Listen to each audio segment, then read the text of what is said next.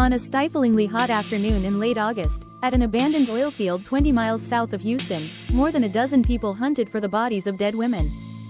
"Right here," shouted Tim Miller, a grim, wiry building contractor who was at the controls of a large backhoe. "Let's start here." Nearby were a dozen search dogs, including 4 trained to detect the scent of decomposing human flesh. It is known as the Killing Fields, and it is a lonely, spooky patch of land.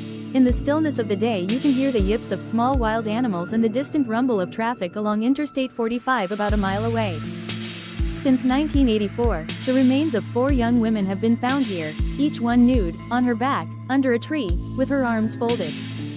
Many police detectives and FBI agents are convinced that this is the personal graveyard of a vicious serial killer.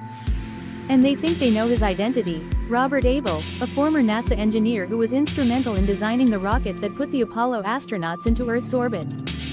Today, however, a police detective suggests in a sworn affidavit that Abel is a serial sexual offender who displays the kind of rage and violent behavior that's often seen in serial killers.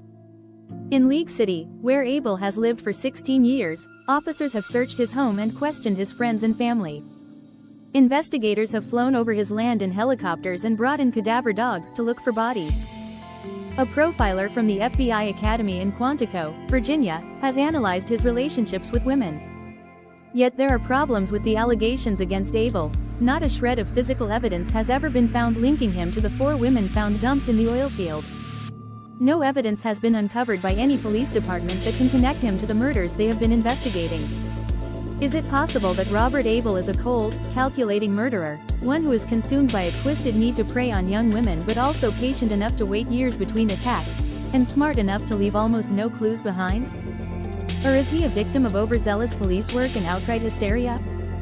For several weeks I tried to learn the truth about a brilliant but sometimes baffling man who, as one FBI agent told me, is not your average social encounter. During that time, I headed down to the killing fields to see if Tim Miller, who had become so frustrated with the police's inaction that he had launched his own investigation, was going to find more bodies, as he had predicted, or whether he was merely chasing ghosts. As it turned out, this was indeed a ghost story, but not the kind that I or anyone else really expected. For just as the sun was setting that August afternoon, a few of the dogs went into a frenzy, barking and pawing anxiously at one particular clump of dirt. "Something's down there," Miller shouted as people came running with their flashlights. "Something's down there."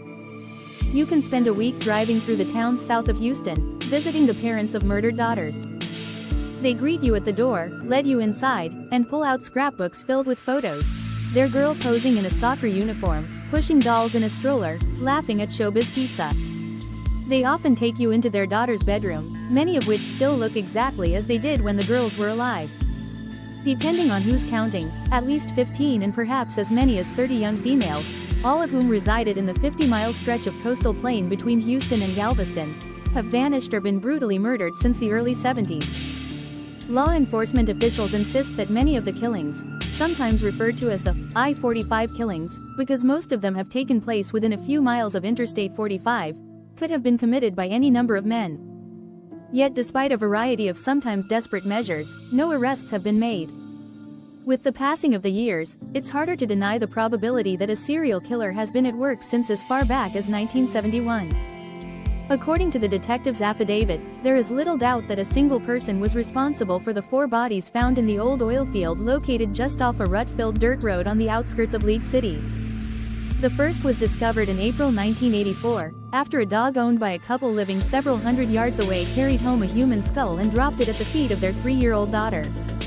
After a long search, police officers discovered the rest of the body and identified the remains as those of Haida Villarreal Fai, a 23-year-old cocktail waitress who had been reported missing 6 months earlier.